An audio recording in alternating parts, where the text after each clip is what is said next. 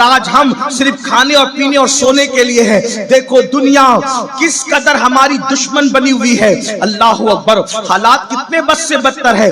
تقریباً 10 دن کا عرصہ ہونے کے لیے آیا ہے۔ اللہ اکبر، فلسطین کا کیا حال ہے۔ ننھے ننھے بچوں کی شہادت، معصوم بچوں کی شہادت۔ اللہ اکبر، غور کریں، بے گناہ بچوں کی شہادت۔ اللہ اکبر، سوچو تو صحیح، اگر بہنیں موجود ہیں ان سے پوچھتا ہوں، ایک ماں اس درد کو سمجھ سکتی ہے، ایک ماں اس درد کو سمجھ سکتی ہے، اگر کسی ماں کی گود میں اس کے بچے کو شہید کر دیا جائے اس ماں کا دل کیا کہے گا؟ ذرا غور تو کریں۔ آپ حضرات اس لیے زمین پہ زندہ ہو تاکہ فلسطین کی وہ مظلوموں کی ویڈیو کو ایک دوسرے کے واٹس ایپ پر صرف شیئر کرو اور کہو کہ کیا ہو گیا، آپ کیا کر لیں ان کے لیے، آپ نے کیا کیا ان کے لیے، بتاؤ۔ اتنی خود غرضی، اتنی بے حسی۔ اللہ اکبر، اب آپ سے پوچھتا ہوں کلکتہ والوں، اگر اسی کا نام امت کا درد ہے، اسی کا نام انسانیت کا درد ہے، اسی کا نام قوم کا درد ہے، کیا صرف فوٹو اور ویڈیو شیئر کرنے کی حد تک ہے؟ یہ کام تو دشمن بھی کر رہا ہے۔ ہم صرف ویڈیو فوٹو شیئر کرنے والے نہیں، کبھی سوچا ان کے ساتھ یہ ہو رہا ہے، ہاسپٹل کے اندر اتنی لاشیں ہیں، اتنی لاشیں ہیں کہ لاشوں کی پہچان نہیں ہے۔ میں آپ کو کوئی جذبات میں نہیں لانا چاہتا۔ ایک خاتون وہاں کی، اس کی تقریر میں نے سنی، وہ یہ کہہ رہی ہے کہ فلسطین کے بچے اپنے ہاتھوں پر اس لیے نام لکھ رہے ہیں، فلسطین کے بچے، اپنے بچوں کو تصور میں لا کر کے سوچو، فلسطین کے بچے اپنے ہاتھوں پر نام، فلسطین کے بچے اپنے ہاتھوں پر اس لیے نام لکھ رہے کہ پتہ نہیں کب بم برسے اور ہم مر جائیں تو کم از کم ہمارے ہاتھ پر لکھے ہوئے نام سے ہماری لاش کی پہچان تو ہو جائے۔ چھوٹے بچوں کا مستقبل کیا ہوتا ہے، چھوٹے بچوں کو کیا سمجھتا ہے۔ مسلمانوں، ہم ان کے لیے کیا کر رہے ہیں، کیا کر سکتے ہیں؟ میں آپ سے پوچھتا ہوں، آج اگر آپ پر اس کا کوئی اثر نہیں ہے، فلسطین میں جو ہو رہا ہے اس کا کوئی اثر آپ پر نہیں ہے، تو آپ سے پوچھتا ہوں، یہی حضور کے امتی ہونے کا ثبوت ہے۔ اللہ نہ کرے جو وہاں کا جوان بے گور و کفن دفن کے بغیر پڑا ہوا ہے، اگر آپ کا سگا بھائی بھی ایسی پڑا ہوتا تو بھی آپ رات کے 3 بجے تک کے زنا کی فلم یوں ہی دیکھتے رہتے؟ بتاؤ، حضور کے امتی ہونا، بتاؤ، اپنی ضمیر سے پوچھو، اپنے دل سے پوچھو، اگر تمہاری بھی بہن جوانی میں بیوہ ہو جاتی بیت المقدس کے لیے تو پھر تم اسی طرح گانا سنتے رہتے، اسی طرح تم ناچ گانا کرتے رہتے، یہود و نصارہ کی طرح اسی لیے چہرہ ایسے ہی چہرہ بناتے رہتے، شادیوں میں ایسے ہی ڈی جے بجاتے رہتے۔ آپ سے پوچھتا ہوں کیا اثر ہے؟ صرف ویڈیو شیئر کرنے کی حد تک، صرف فلمیں شیئر کرنے کی حد تک مسلمان ہو؟ بتاؤ، آقا فرماتے ہیں مسلمان مومن تو ایک جسم کی طرح ہے، جیسے جسم کے کسی بھی حصے کو تکلیف پہنچتی ہے تو پورا جسم بے قرار ہو جاتا ہے، ایسے ہی دنیا میں کوئی مسلمان پریشان ہوگا اگر تمہارے اندر ایمان کی روح موجود ہے تو ہر مسلمان تڑپے گا، ہر مسلمان بے چین ہوگا، ہر مسلمان بے قرار ہوگا۔ لیکن کلکتہ والوں، یہ بھی کہتا ہوں، فلسطین میں ہونے والے ظلم کی وجہ سے ہم ان کے ساتھ تو ہیں، مظلوموں کے ساتھ، اور ظلم کرنے والوں کی مذمت کرتے ہیں، لیکن ان کی وجہ سے ہم اپنے ملک کا ماحول خراب نہ کریں، اپنے ملک کے امن کو برباد نہ کریں۔ ہم امن والی قوم ہیں، راستوں میں نکل کر جذباتی نعروں کی بجائے ہمیں فلسطین کے مسلمانوں کے لیے کیا کرنا ہے۔ اگر واقعی سچے مسلمان ہو، ہزاروں کلومیٹر دور کے فاصلے پر ہم فلسطینیوں کی کوئی مدد نہیں کر سکتے، لیکن اللہ کے رسول علیہ السلام نے 1450 سال پہلے ہمیں بتایا کہ ہم کیسے مدد کر سکتے ہیں۔ فرمایا الدعاء سلاح المؤمن، دعا مومن کا ہتھیار ہے۔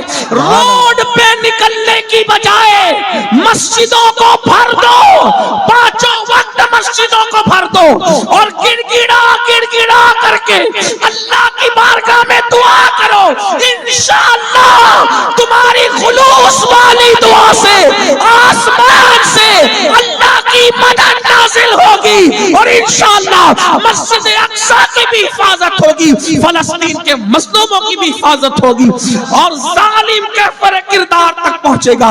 लेकिन बड़ी माजरत के साथ तुम मस्जिद में आना नहीं चाहते। और याद रखना, जब तक मस्जिदों में नहीं आओगे हालात नहीं बदलेंगे। जब तक मस्जिदों को आबाद नहीं करोगे हालात नहीं बदलेंगे।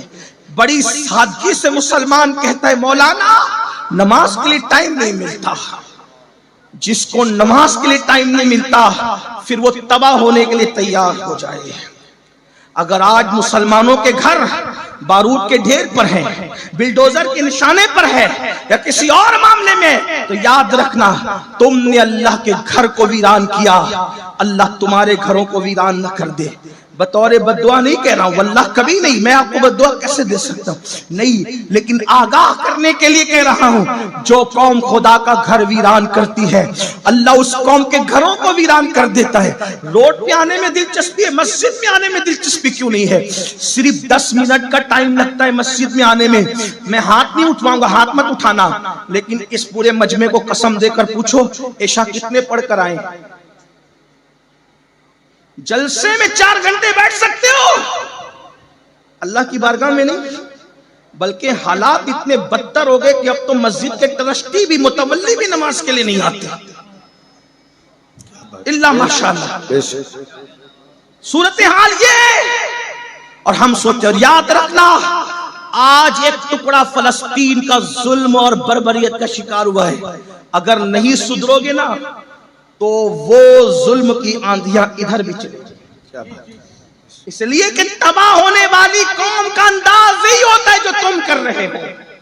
अपनी रातें कहां गुजार रहे हो? अल्लाह बेनियाज है, बेनियाज। अल्लाह की शान है, अल्लाह की शान है।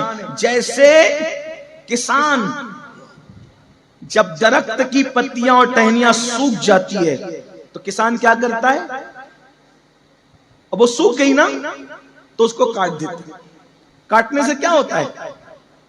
वो सूखी हुई टहनी टूट करके गिर जाती है, वो तो जला दी जाती है, तबाह बर्बाद कर दी जाती है, लेकिन किसान का नुकसान नहीं होता। उसने तोड़ दिया, काट दिया सूखी टहनी को, चंद दिन तक दरख्त की गोद उस टहनी से खाली रहेगी, उसकी जगह एक नई टहनी, हरी टहनी, ताकतवर टहनी, दरख्त को खूबसूरत करने वाली टहनी खुद ब खुद पैदा हो जाएगी। बिला तमसील, बिला तमसील, बिला तमसील। मिलाने के लिए, सिर्फ समझाने के लिए कहा। इस मिसाल को अब दूर करो और समझो।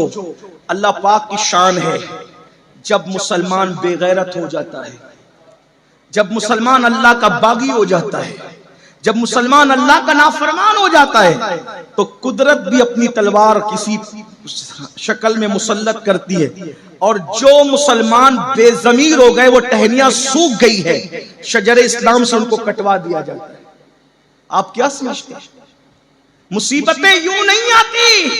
वमा असाबकुम मिन मुसीबतिन फबिमा कसबत अयदीकुम। तुम पर जो भी मुसीबत आती है वो तुम्हारे अमल की वजह से।